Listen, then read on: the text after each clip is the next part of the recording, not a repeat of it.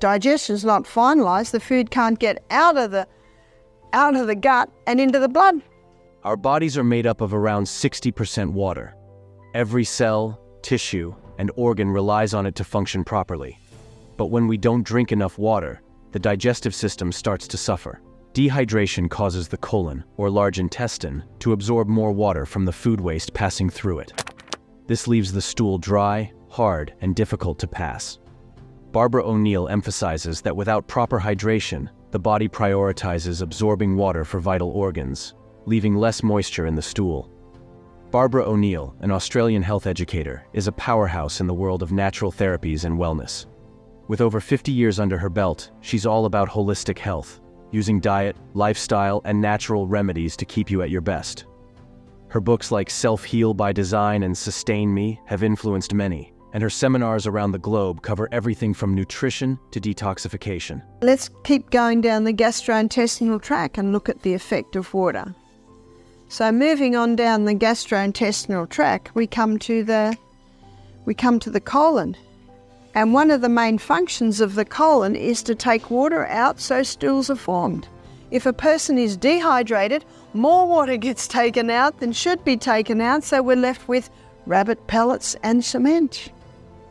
So constipation can be a result of dehydration. Again, it's contributing factors, and what I love about these laws is there's not one law. It's a little bit of all of them. And with some people, it's majorly lack of water. But with other people, some people say, but Barbara, I'm drinking all my water and I've still got constipation. So you know what my response to that is? Well, it's not the water. Must be something else. And notice with the man with the Helicobacter problem in his stomach, he was drinking 2 litres of water a day, but he was drinking it at the wrong time. That's why the description here is use of water. There's a time to use water and there's a time not to use water. Now, if someone's thirsty after a meal, by all means, have a few mouthfuls of water. A few mouths of water is not going to greatly reduce the effectiveness of the hydrochloric acid.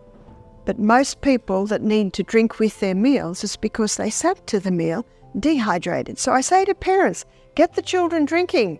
The mother, the father, look at the clock. Half an hour, 3/4 of an hour before the meal. Get them to drink. Get them to drink then, because the mother knows that if they don't, they're going to want to drink straight after their meals. And if they want to drink after their meals, I would say just have a few mouthfuls, sweetheart. Just a few mouthfuls. So in that way, you're protecting the digestion of your children. The front part of our brain's not fully developed till we're 30. This is foresight. Children don't have foresight. You have to be the foresight for them. According to Barbara O'Neill, chronic constipation is often the body's cry for more water. She explains that the bowels need fluid to remain smooth and flexible, allowing for proper movement. When dehydration occurs, it disrupts this natural flow, causing stool to get stuck, leading to discomfort and bloating. What often happens, especially with stomach, is that a couple of hours after the meal, there's often a hunger feeling. But it's usually dehydration, because the body it's not often able to decipher between thirst and hunger. And so always have water. And remember, children say they're starving when they're bored. And it's in a mother heart to want to give the child what it needs. You see, it's a hard thing for a mother to go from here in giving the baby every single requirement to coming to be a toddler and starting to encourage the child to think for themselves a little bit and not give them every single thing they desire. So I would say to my children, oh, it's time for water. Must be one of the body's many cries for water. Time for water. I don't want water. I'm so sorry, sweetheart, because if you don't drink water, you can't have lunch. Your choice. See, put the choice back on them. Choice back on them.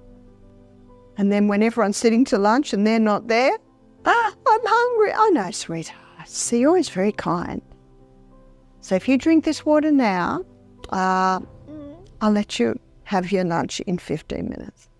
You know, often you only have to do that once or twice and they get the message. Drink water. Barbara O'Neill is a strong advocate for natural health and healing.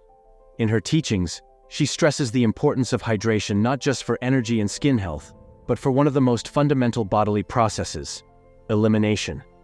She explains that when the bowels lack the moisture they need, they lose their flexibility and smoothness, leading to what she calls bowel congestion. This isn't just about discomfort. It's about toxins building up, staying in your system longer than they should, and burdening your entire body. So what can you do to avoid this? It's simple. Drink water.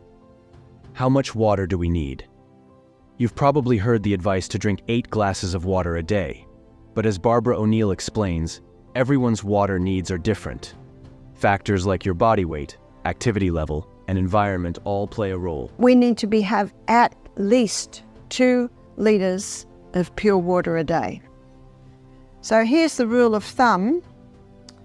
So 50 pound body weight to 1, well, I'll say quart for your sake, for 1 quart or 1 litre. So that means if someone is 100 pound, they should be having 2 quarts a day.